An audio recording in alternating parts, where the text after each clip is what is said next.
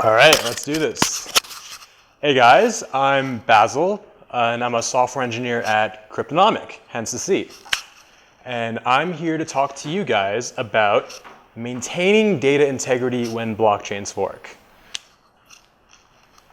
So we have a little bit of an agenda. I'll discuss my company, what we do, what we're about, and what I do.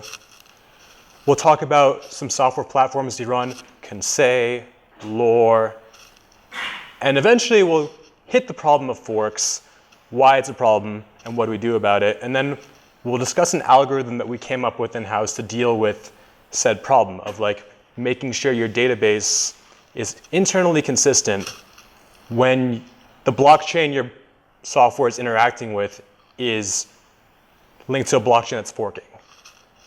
And then, yeah, we'll have time for questions.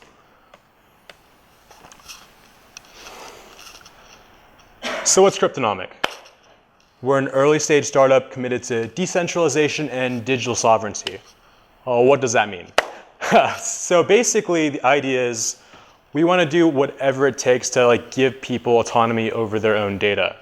And as for blockchain technology in general, maybe Bitcoin won't be the chain to rule them all. Maybe even cryptocurrencies may not be widespread in the coming future. But we as a company believe that at least in some capacity, blockchains are on to stay, and developers will have to deal with them somehow. So our job is to try and make that a lot easier. And how do we do that? We build tools, dev tools, smart contracts, applications that either support decentralization directly or help the average developer work with blockchains.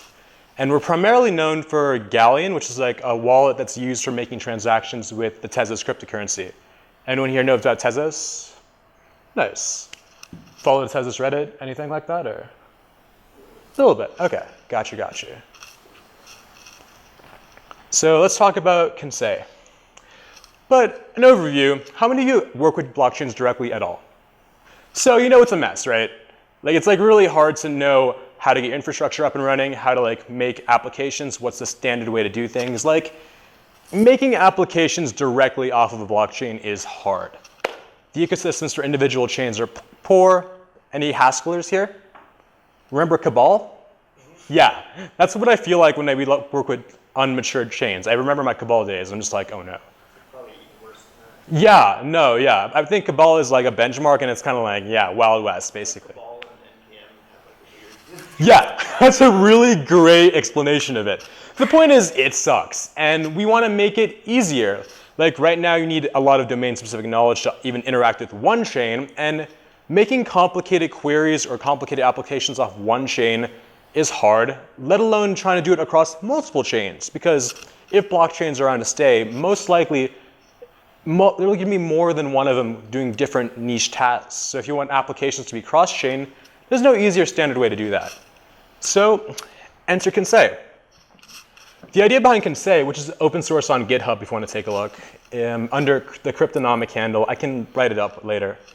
So the idea is it abstracts away the technical specifics of maintaining your infrastructure for your blockchain and set up your own node and stuff, knowing the specifics, and just querying data by exporting our own database, which crawls these chains through a REST API. And right now it currently supports Tezos, but the architecture is generic enough that we intend to add more chain support, like Ethereum, Bitcoin, whatever chain we think has potential for the future, we want in on it.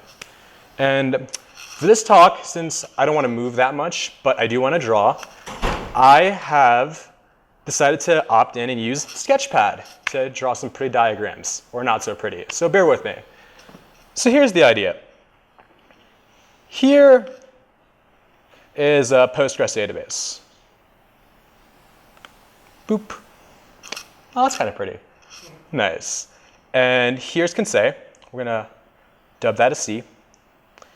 And here's your blockchain. We're going to dub that a B. So you have your blockchain node running, whether it's Tezos, Ethereum, Bitcoin, it's up to date, or it's trying to get up to date with the global state of the blockchain, or as close to as you can get. And we want to get this in our database. So how do we do that? Well, we have a process called Lorre, which we'll get into more detail in a bit. But the idea is Lorre will crawl, this node's running, And Lorre will crawl the node, get the data, and shove it here into the database. And then Conseil basically exports that database as a REST API. So the user, I put these two close together, but I'm just going to put user awkwardly over here because it's fun. The user is going to be right there. And yeah, so that's the REST API. And yeah, so the architecture generally, it's fairly simple, makes sense. Any questions so far? You guys are like, I got this. I appreciate that. So yeah, so that's Conseil in a nutshell. And now let's talk about Lorre, this little blob right here, this crawler. So Lorre is a process that, continuously given your blockchain, your node running, gets the data and shoves it into a blocks table. It's simplified because really we have a schema for determining what the blockchain looks like in general. Like a schema for, say, Tezos is not going to look exactly the same for a schema, say, Ethereum or Bitcoin. Eventually we want to have some sort of commonality for a schema, but right now we have Tezos, so we're just going to keep it chill.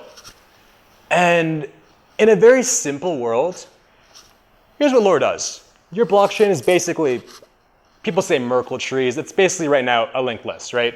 You got a list of transactions, and you're doing a linear scan backwards until you get the last block seen every time, just to keep your database up to date. So back to the drawing. And I'm going to keep a bunch of these tabs open in case I lose them. So yeah. Boop. And, oh, that's not cool. I don't want to copy my old thing. That's fine. So here's the idea. On whatever chain you're using, you got a genesis block, or a block at level 0. And you add blocks. The blockchain grows and grows and grows. And let's say at block n, Lorre starts to run. It picks it up, it goes here, and is like, oh, here's a block, let's grab it.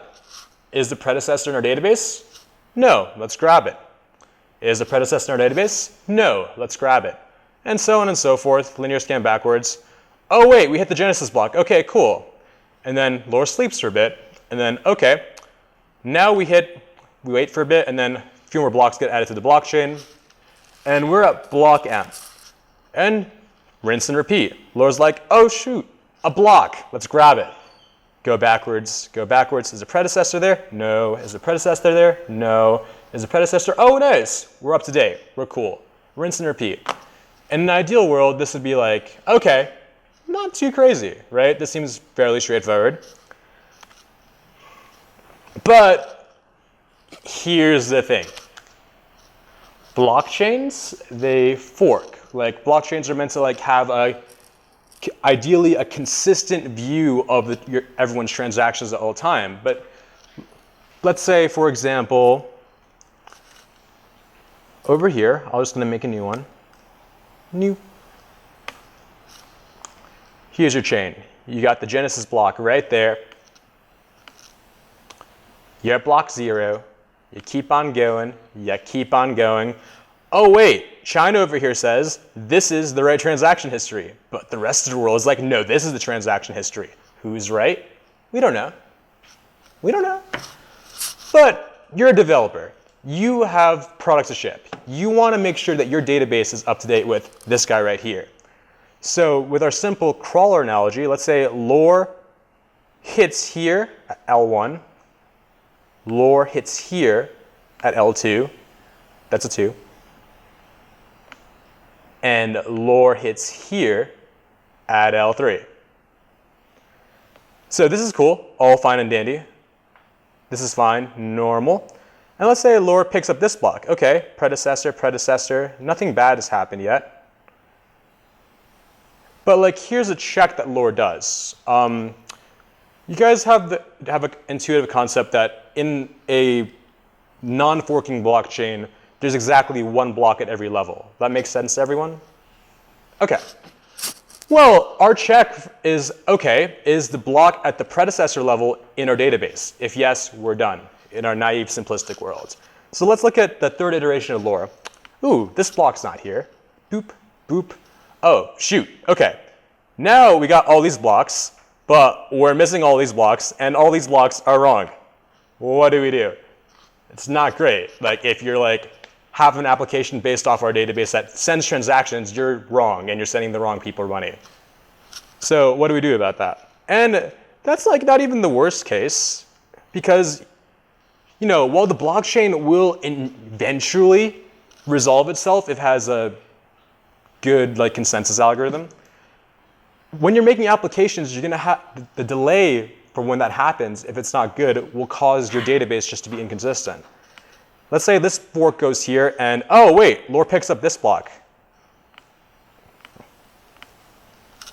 Now we go here, boop, boop, boop. Oh, whoa. Now we want these guys now.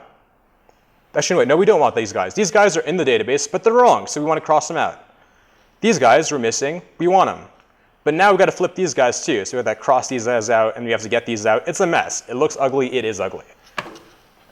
Everyone with me? Like, the problem is like, oh, this is bad. This is like not good. We want to get around this somehow. And it's not even like, this is like an okay, maybe realistic scenario, but this kind of, we have a nightmare scenario where basically, no one ever said that a fork could just be 2 branches.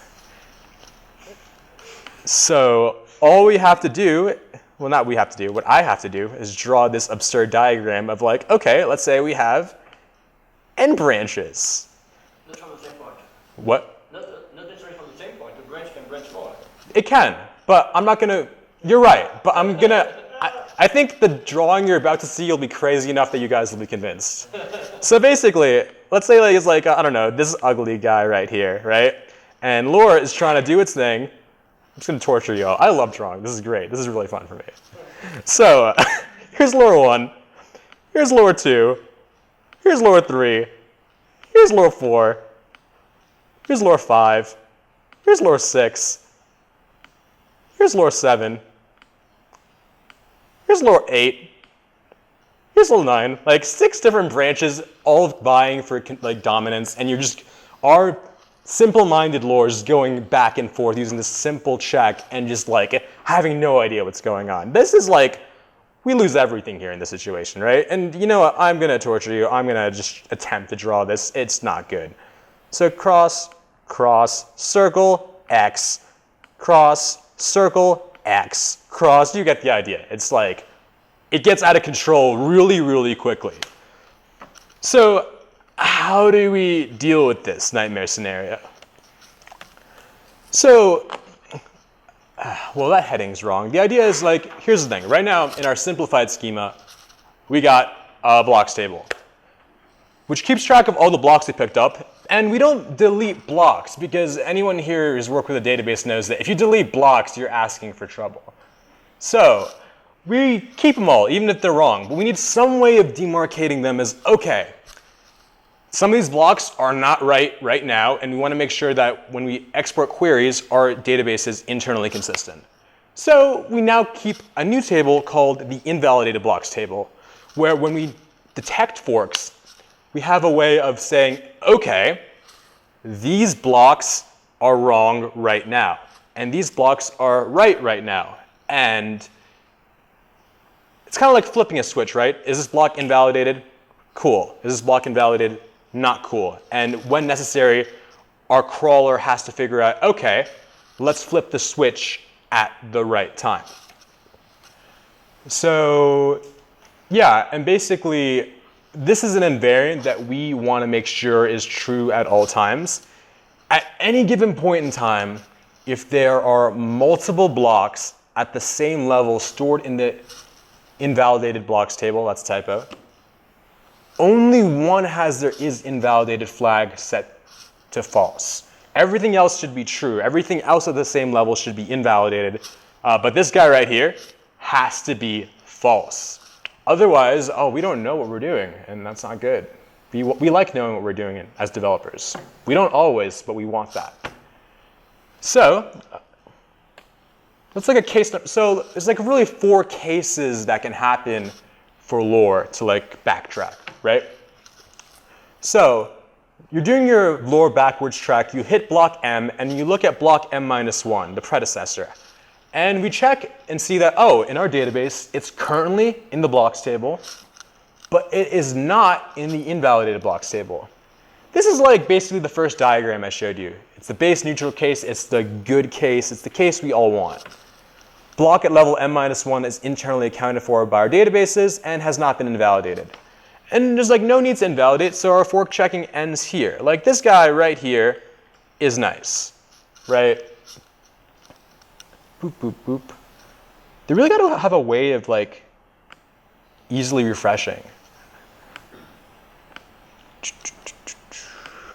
So yeah, block M, boop, boop, boop, boop, boop, boop, boop, boop, boop.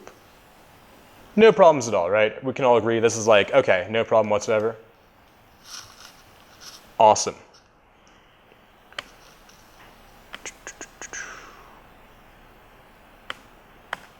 But now let's go to this case. And for this, I think it's clear that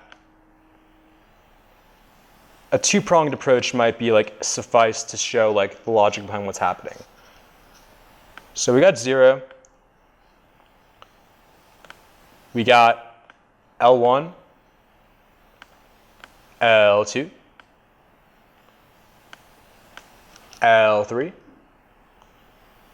That's 3. That's a 2. And that's a 4. Cool.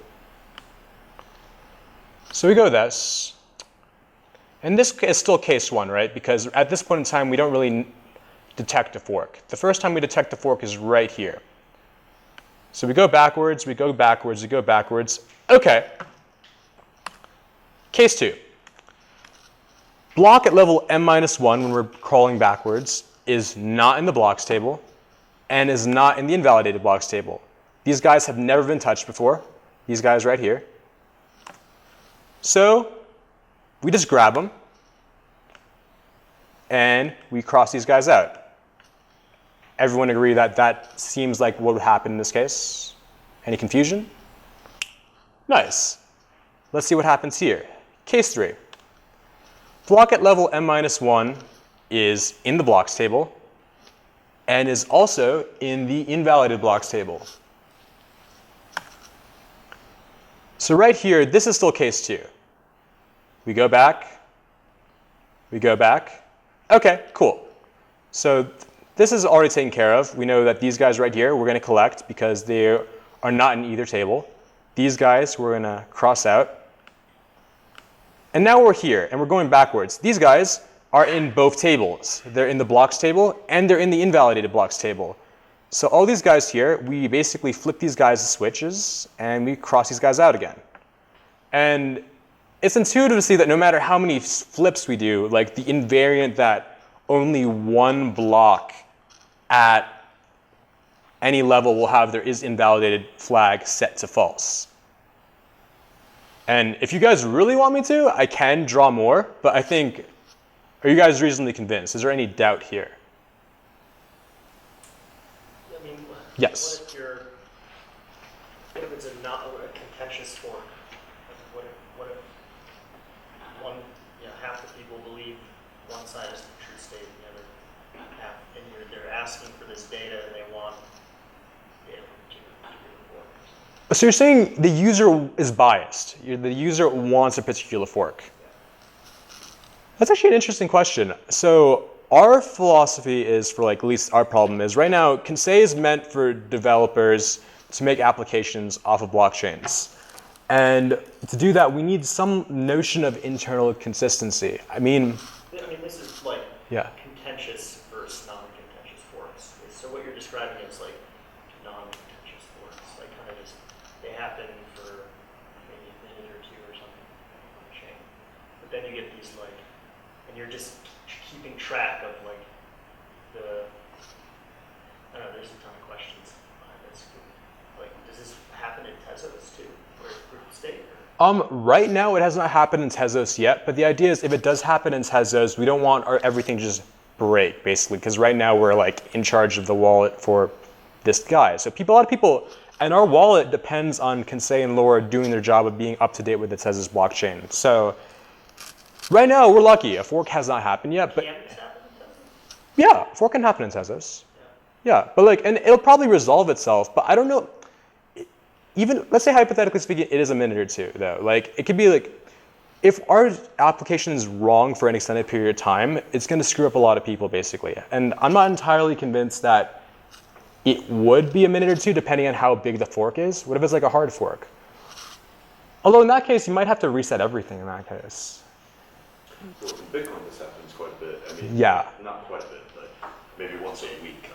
Yeah. Where you've got blocks coming from other sides of the world. Right. Right, and then they meet somewhere, and then it's like, well, for 10 minutes you don't know. Exactly, right. And obviously there's like no notion of like globally correct, but if you're building an application off a blockchain, you at least want at minimum, and I think it's like the best you can really ask for right now, internal consistency. That's all we're really looking for with this algorithm, because there's no such thing as like a globally correct chain, because it changes like all the time. Maybe a new fork will be like the right one in the future. Maybe it'll go back and forth, right? It's very much time or cycle dependent. Cycle is a Tesla's term, basically. So all we're saying is if you're building an application off of blockchain and you don't know its like consensus mechanism, you just want to be able to make sure your database is up to date and keeps track in case things go wonky. As for like whether or not a user is biased towards a particular fork, we haven't actually, that's an interesting scenario that we haven't thought of. I'll bring it up, but I don't think this would solve that problem. In order to solve that problem, we would have to basically label different forks and like know. Yeah, I mean, I feel like there's a way to extend this approach to that by basically, instead of having a flag, like a binary flag, you have like a fork ID and basically like, okay, this is on this fork, this is on this fork, this is on this fork. This is like the naive solution that we came up with that happens to work right now in production, basically. Wouldn't it just be a matter of Lorre just reading from a different node at the end of the, like in terms of like a contentious hard fork, right? Like, yeah. If you're ready for that contentious hard fork, you just spin up another instance of Lorre that's pointed at a different, it's getting its Right, so basically you're doing if it's like a hard fork, you're gonna have to do a hard reset. I completely agree. But if it's like a soft fork and like there's like hundreds of thousands of blocks, you're not gonna reset everything right away, especially if you have critical software based on these blockchains that developers and users are using. This is very much a pragmatic issue. Like obviously there's like a different issue of like whether or not blockchains can like handle themselves appropriately. But we're just saying, hey, devs, don't panic. We got you. Yeah? Do you have a notion of confirmed versus unconfirmed? Or like say, in Bitcoin typically, after 6 blocks we consider that it's confirmed, and we expect that there will be no more such local forks. So then the interface would be, if it's been less than 6 blocks, we are going to say, hey, this is unconfirmed anyway, don't take it to the grain of salt. Right. It's been more than... But in that situation, the confirmation status is still metadata, right? It's like the block is still in line to be put in the chain, but it still has the same metadata as a block, right? Yeah. Okay, so we'll just grab it anyway and just have a flag saying, okay, this is unconfirmed, and basically like go around it right now. I mean, right now we're only supporting Tesla, so we haven't dealt with the intricacies of Bitcoin yet. We'd have to like adjust our schema a bit. But yeah, I don't. That's three status. There's confirmed, Yeah. there's unconfirmed, and confirmed not. Right. Because after a while, now it's clear that this fork is dead. Mm-hmm. Yeah. Could you actually repeat that? I don't. There's confirmed, Yeah. so old enough that we know that it's good. Okay. There's unconfirmed, it's recent enough we don't know which way it goes. And there's confirmed not. This guy has been killed by a rival, we should not pay attention to it anymore.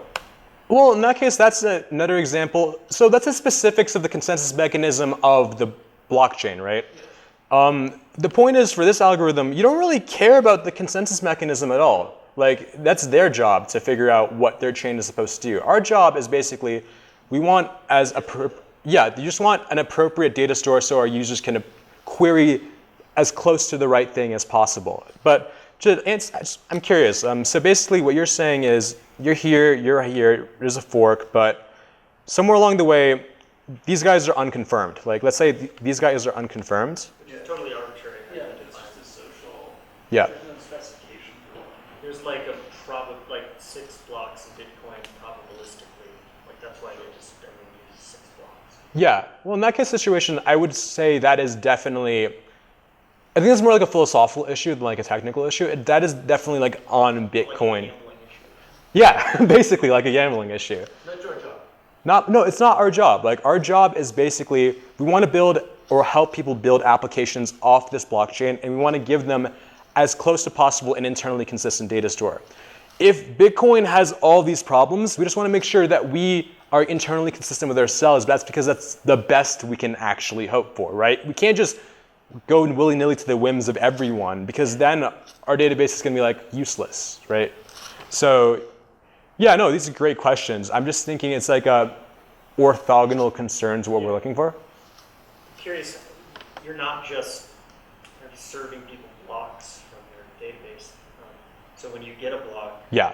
you're having to update Accounts, operations, other, yeah. balances. Yeah, totally. We have more than one block. We don't just have a blocks table. We have a bunch of tables. So when you do when this fork happens, theoretically, if a fork happens, you're having to go back and update all the balances based off the new block. Are you overwriting? Yeah.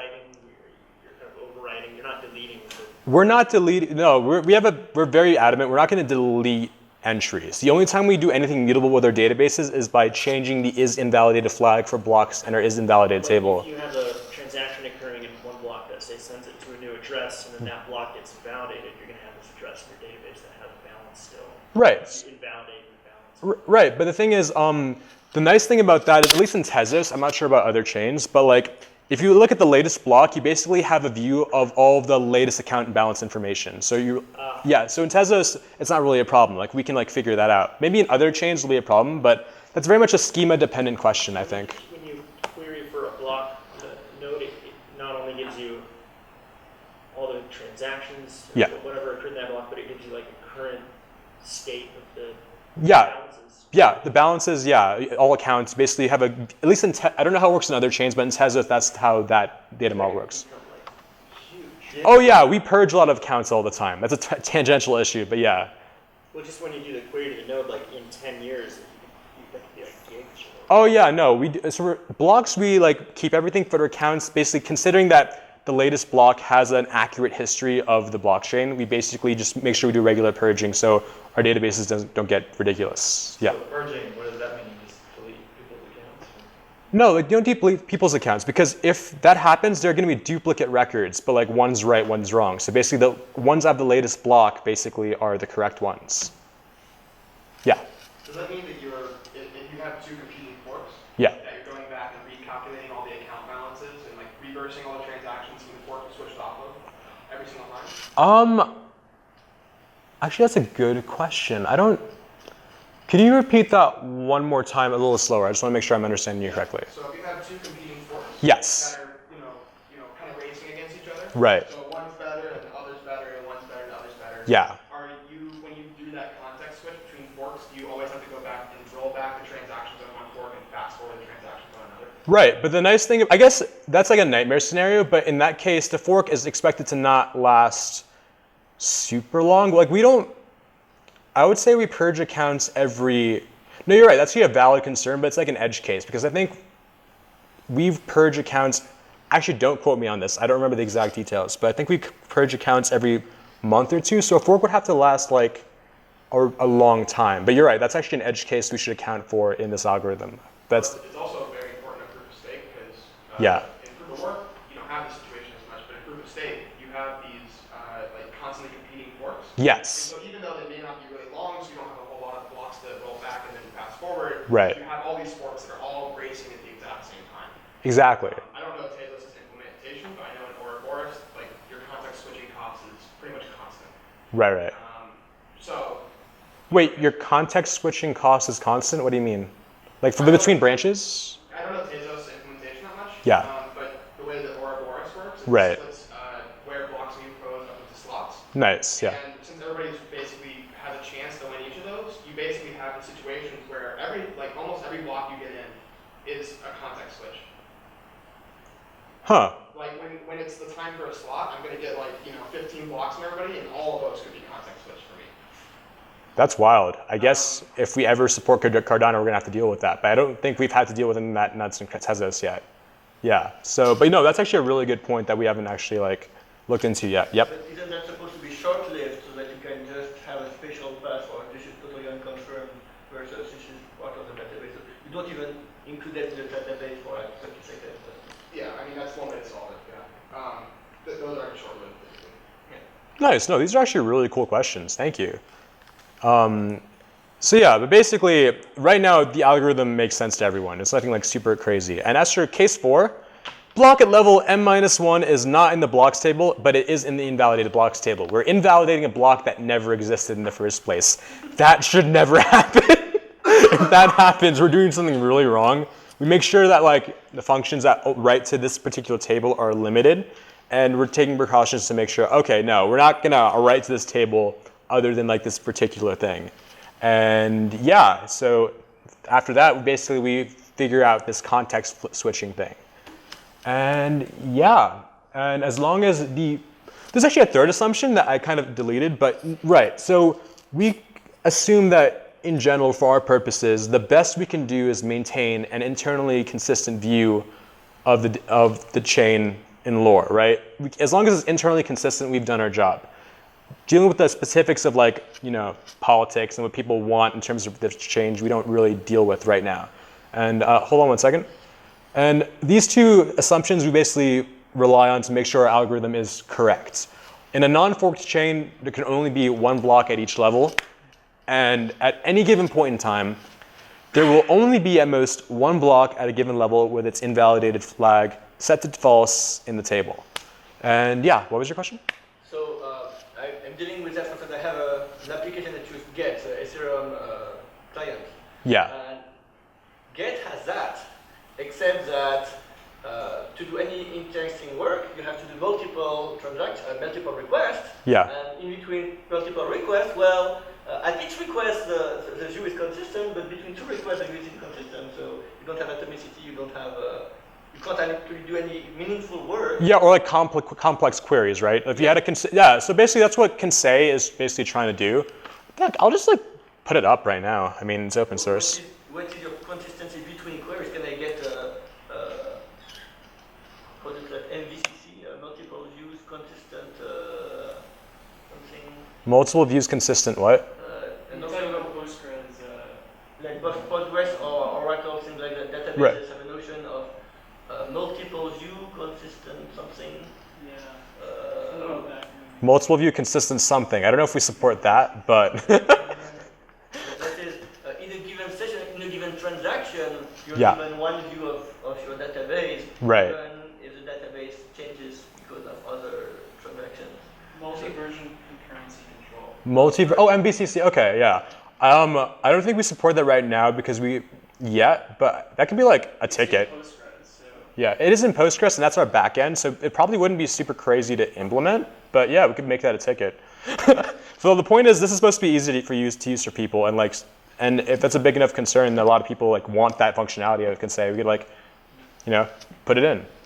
But yeah, I think that's basically it. That's the algorithm, and yeah, more questions. Yeah, Mine's a more general question. go for it. Like, as far as I understand, like the chains are immutable. Yes. Is there such a concept as deleting data out of a chain? No. I mean, if you're gonna give people sovereignty over their data, how can you do that if you don't let them delete your data? Wait. Oh, I see what you're saying. So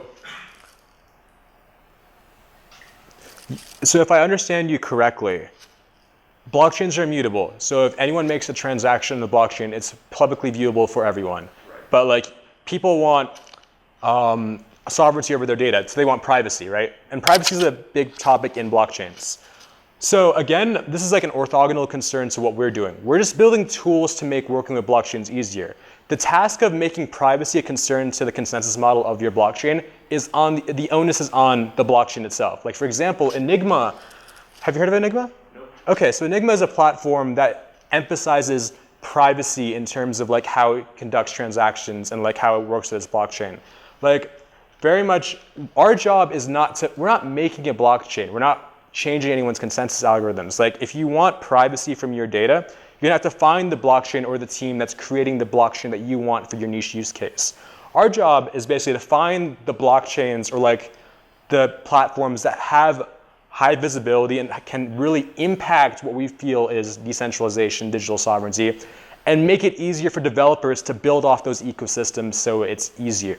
We've never come across something where the implementation on the chain Yeah. disrupted your algorithm you're talking about. Like deleting a block obviously can't work, but Yeah. some other way that you've seen or heard of in all these different implementations of these different chains. So there's no chain that I know of, but also, I don't know, there's a lot of chains that, blockchains are by definition immutable. The worst that can happen is you say this chain is the right one. And you're saying you want to make sure that things are private. So this is a tangent to the talk, but the way privacy is usually handled in blockchains isn't that you delete data, but you make a good job of, hashing data or like having some sort of cryptographic algorithms to be like, hey, this data is publicly visible on the blockchain, but only I, given what I know, can like view it or understand what it means, basically. So to you're the only one that can actually meaningfully understand what your data is, even though some token or some emissary of your data is currently publicly viewable on the blockchain. Yeah. And our job is not to make these algorithms, but our job is to find the platforms that support privacy, support the features of blockchains that we think are necessary for decentralization, digital sovereignty. We're basically like in basketball, right? We're not Kobe, we're doing the assist. We're giving the ball to Kobe and Kobe makes, the layup.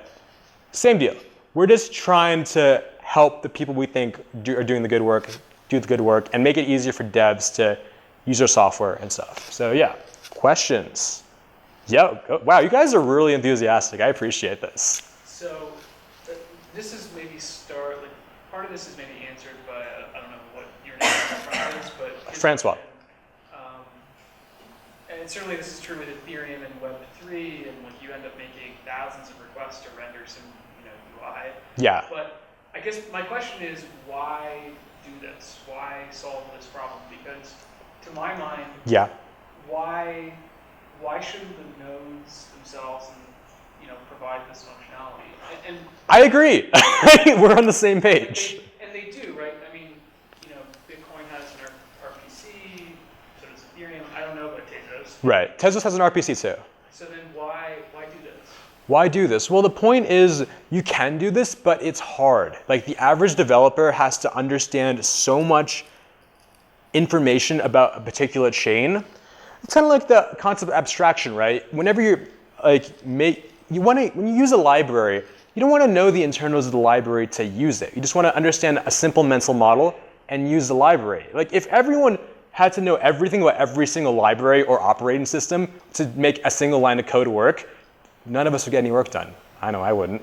The idea is we want to make certain ecosystems like NPM sucks, but the JavaScript ecosystem has a lot of tools that make it easier to get web development done, way more than 20 years ago. We just want to make the blockchain ecosystem better so it's easier for developers to do this kind of thing. I agree with you. Ideally, it should be easy just from the RPC. Like setting up your nodes, that should be on the individual chains, but that's not reality. The reality is someone needs to step in and make it easier for people to do this. Well, yeah. It's open source. I mean, there's never you couldn't run those indexing processes on an individual node, right? Like I could run. Yeah. The same thing you guys are running yeah. on your, I assume SaaS servers, right? To provide this data, I could run that on like my own node, right? Yeah, you could run Conseil on your own, set up your own store. But we also set up a bunch of nodes. We also do some infrastructure stuff where we have a bunch of nodes to use. But yeah, well, that's the point. It's open source. We want developers to use it. We want people to be like, hey, if you want to use this and you think it's useful for your project, go for it. Yeah. Did that answer your question or? Well, I was just trying to address your concern. Okay. Why actually provide that? It seems to me like if you need and maybe this is controversial, but if you need the abstraction above a node, then just as an ecosystem, the thing that you're working on is going to be less resilient. It's going to be, in the case of, for example, this is definitely true with Ethereum. Yeah. It's really hard to run a node. Yes. It's really difficult. Yep. We know. And you need SaaS companies now to run nodes. Right. But it's stupidly easy to run a Bitcoin node. It's stupidly easy to run. I guess any other of these chains that don't have much traffic. Not any. No, it's a mess. The point is, it's not standard, and it's really hard to run any node, basically. Yeah. So is Lorre and Conseil or whatever yeah. it is that a service? Are you guys offering a service like people can pay to access your API, or is it just everyone hosts it themselves? Eventually we're going to host it as a service with private features, but right now it's public. Pretty much anyone can use it right now. And it's currently the back end for the Galleon wallet. And the wallet, yeah. people use. Okay. Yeah. And then, so when you say you're thinking about adding in more support, Yeah. where you like add in like in your existing API and Yeah. like more coins, and people can just specify the coin and query it? Or Yeah. would you have to create? No, we'd offer services to make it easy for you. Like we'd have our own nodes running, our own databases are up to date. We'd offer that service to you. If like you want to make complicated queries using a REST API via just Bitcoin or Ethereum, or if you're doing a cross-chain thing, like that's the nice thing about Conseil. It's pretty generic. You could like make eventually you can make a cross-chain query to say, hey, you want to compare certain features of Ethereum to Tezos or to Bitcoin. Well, that's kind of like a lofty goal, like Conseil wants to meet eventually. Yeah. Go for it. So you talked a little bit about how the goal behind this project is to make it more generic for developers to interact with blockchains. Exactly, yeah. But at the same time, you also mentioned how you want to keep this project at least partially abstract from the implementation details of the consensus algorithm of the protocol. Well, I mean, the details have to be referenced in our code base, which is open source. But the idea is, if someone's calling a REST API, you don't want to know the specifics of proof of stake for Ouroboros or Tezos just to run an REST API. Like, Sure. Yeah. But, different. The reason I asked this question is because if I wanted to have a library interact with Yes. or blockchain. Yeah. One piece of information that is different for blockchain that would be a detail I would have to take on myself if it was not already provided is how long it takes to guarantee finalization. And So you're saying metadata of how long? So let's say Conseil and Lorre are doing their thing on different blockchains. Like you're saying metadata about how long, metrics of how long it took to get up to date with the blockchain to be useful. yes. Okay, we'll look into it. I'll open a ticket. That sounds cool. But yeah, right now we don't support that. Yeah. I feel like you guys are so passionate. You're like, yo, answer. And I'm like, I'm on your side. I promised you. I have one more really quick one. Go for it, Do you man. know about the graph? The graph? The graph? That's like the Ethereum GraphQL thing. Yeah, it's not just Ethereum, it's like multi-blockchain. Oh, I didn't know that. No, I haven't heard of it actually. Probably my founder knows. He knows a lot about the space, but It's not the same, but it's a little similar to this. yeah. And it acts as a service that basically collects blocks from different blockchains and Yeah. it gives you an explorable GraphQL API. Yeah. Well, that's cool. It's really useful. No, I'll look into that. Yeah, but like, no, I guess that kind of meets a similar goal for what Conseil is meeting for, but like it's a different format. Like we Right, get, it's different, yeah, because one is like, depends on what, I mean, the point is, what do you want from all this data? Do you want a visualization? Do you want specific metadata from a chain? Do you just want to do complex queries that are graph related or not graph related? Yeah, I'm not sure if Conseil directly competes with that, but I guess there's a similar goal in mind. Yeah, I'll look into it. The graph, is that what it's called? Just called the graph. That sounds so pretentious. It's like we're the only graph in the world. So yeah, no. It's been fun, guys. We got like 5 minutes, so if you guys... The DAO, the graph. What? Oh, no, just any non. Oh, the DAO, the graph, the coin. Yeah, no. I mean, people in the blockchain space aren't known to be humble, so it's fine. So you guys good? Are you a remote team or? Yeah, so we have 6 core people like in-house in Brooklyn, but we have contractors around the world. So yeah. Yeah, no, if you guys want to hear more, you can welcome to talk to me after the talk, which I guess is now. If you guys have no more questions, yeah, we can head out 5 minutes early. So you all good? Yeah. Cool. Thank you. Yeah.